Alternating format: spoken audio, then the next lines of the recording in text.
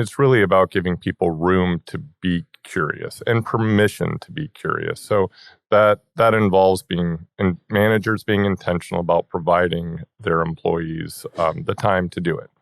Whether that is, one Friday a month that an employee gets to choose how they work and what they learn, or having group knowledge sessions to bring a team together for the sole purpose of learning something new.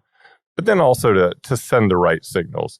If managers themselves are not demonstrating their own curiosity and sharing what they're learning and, sending the signal that it's okay to spend your time learning something new, chasing a passion, then people won't do it. I mean, ultimately, employees will follow the lead of their managers. So it's important to do that. I think it's also important that organizations pivot from training to skills development. Because, training is this event that happens. Skills development happens every day. It happens in your experiences. It happens in those bite-sized knowledge transfers I mentioned earlier. It happens with your experience, with your mentors, with your coaches.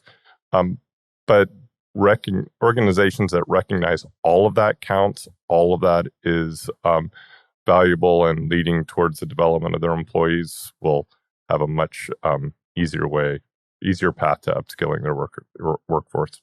And that comes right back to what you started talking about today in communication, because you're communicating that it's okay to be curious and interested in this, or you're communicating that if you want to try these things, we're going to create some space for you to do that.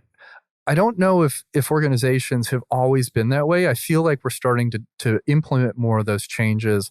The way we work is different. And of course, in construction, we're building stuff. So people still need to be on site. People are going to be going there, but finding ways to offer more flexibility, I think, empowers people to make and look for those opportunities. And that empowers your organization too. There's a lot of retention there. There's just enthusiasm about the organization that they work for versus these are the 8 hours or 10 hours you have to be on site and this is what you're allowed to do. And if you step outside of that, you put yourself at risk and nobody wants that. So. Yeah, and our industry struggles with flexibility, shall we say, for good reason. It's a dangerous industry we're in, and it's important to follow certain methodologies in order for everyone to stay safe. And that conservative behavior is embedded for good reason in the culture of construction. So to find that flexibility in your culture is a challenge for some companies, but I observe that a lot of companies are changing.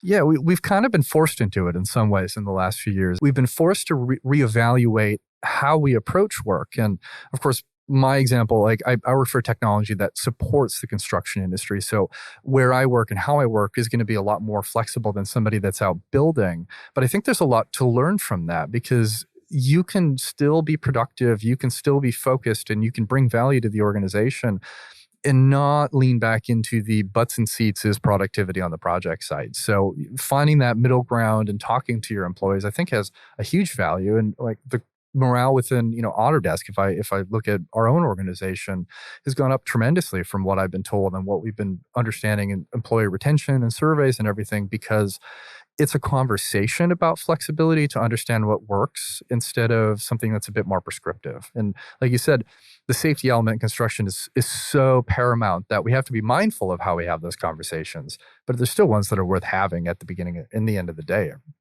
Absolutely. And I believe that every position is unique in how that person in that position can be most effective and make the biggest contribution to their organization.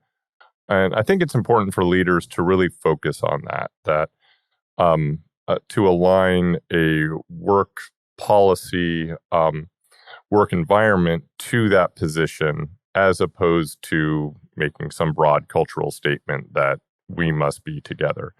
And I would also say to leaders out there that if your culture breaks because people are have some more flexible work, you probably need to work on your culture because putting butts in seats is is not necessarily the strongest cultural element.